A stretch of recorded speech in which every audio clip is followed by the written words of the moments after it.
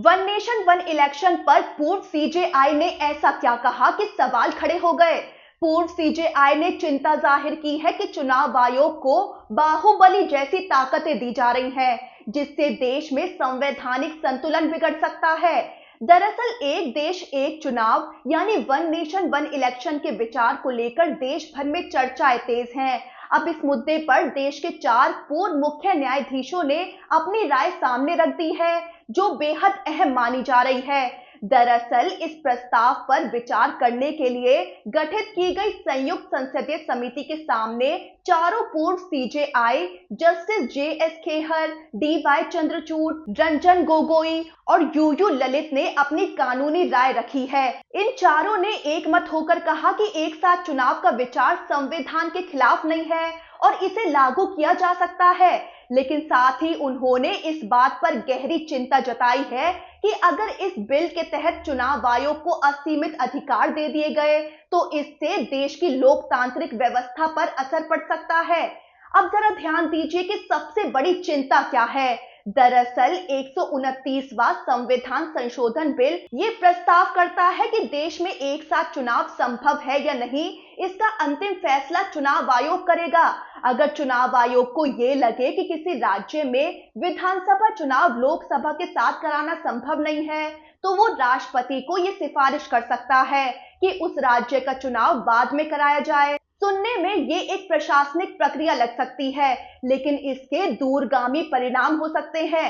यही वजह है कि पूर्व सीजेआई डीवाई चंद्रचूड़ ने चेताया कि चुनाव आयोग को इस तरह के असीमित अधिकार देना संविधान के ढांचे में खामियां पैदा कर सकता है। उन्होंने सुझाव दिया है कि ऐसे अधिकारों को केवल राष्ट्रीय सुरक्षा या सार्वजनिक व्यवस्था जैसे सीमित आधारों तक सीमित किया जाना चाहिए, ताकि किसी भी सरकार या संस्था के पास अनुचित ताकत न आ जाए। पूर्व सीजेआई जेएस खेहर ने भी इसी दिशा में गंभीर चिंता जताई। उन्होंने साफ कहा कि किसी राज्य में चुनाव कब कराए जाएं, ये तय करने में संसद या केंद्र सरकार की भागीदारी जरूरी होनी चाहिए। उन्होंने ये भी सवाल उठाया कि अगर किसी राज्य में आपातकाल लागू हो जाए तो ये एक साथ चुनाव की पूरी व्यवस्था को कैसे प्रभावित करेगा। क्या ऐसी स्थिति में भी चुनाव आयोग ही अंतिम निर्णय लेगा। उन्होंने सुझाव दिया कि बिल में इस बात को लेकर भी संशोधन किया जाना चाहिए। हालांकि इस बिल की संवैधानिकता के सवाल पर चारों पूर्व सीजेआई एकमत रहे। उन्होंने साफ कहा कि संविधान में कहीं ये नहीं लिखा है कि लोकसभा और राज्य विधानसभाओं के चुनाव अलग अलग होने चाहिए, यानी तकनीकी रूप से एक साथ चुनाव कराए जा सकते हैं और ये संविधान के मूल ढांचे का उल्लंघन नहीं करता। लेकिन उन्होंने ये भी दोहराया कि बिल के कुछ प्रावधानों को लेकर बेहद सावधानी बरतनी होगी। ऐसे में एक और बड़ा मुद्दा सामने आया, क्षेत्रीय दलों की चिंता। जस्टिस चंद्रचूड़ ने ये आशंका जताई कि अगर पूरे देश में एक साथ चुनाव हुए तो इसका सबसे ज्यादा फायदा बड़े और आर्थिक रूप से मजबूत राष्ट्रीय दलों को मिलेगा। इससे छोटे और क्षेत्रीय दल हाशिए पर चले जाएंगे। उन्होंने ये भी कहा कि चुनावी प्रक्रिया को निष्पक्ष बनाए रखने के लिए राजनीतिक दलों के खर्च पर सख्त नियंत्रण और पारदर्शिता जरूरी है। बिना सशक्त कानूनों के ये पूरा मॉडल ताकतवर दलों को और ताकतवर बना सकता है।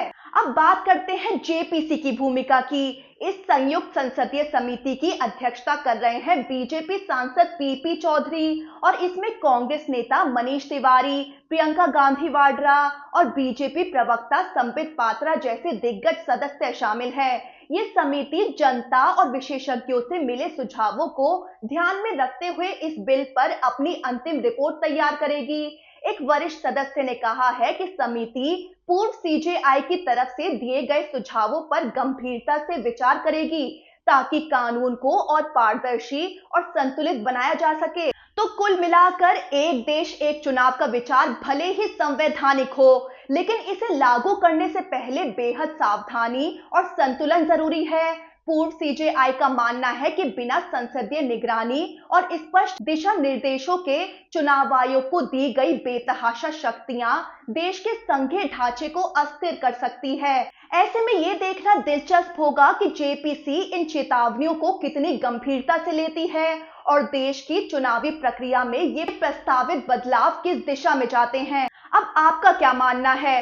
क्या वन नेशन वन इलेक्शन सही दिशा में कदम है या लोकतंत्र के लिए खतरा बन सकता है?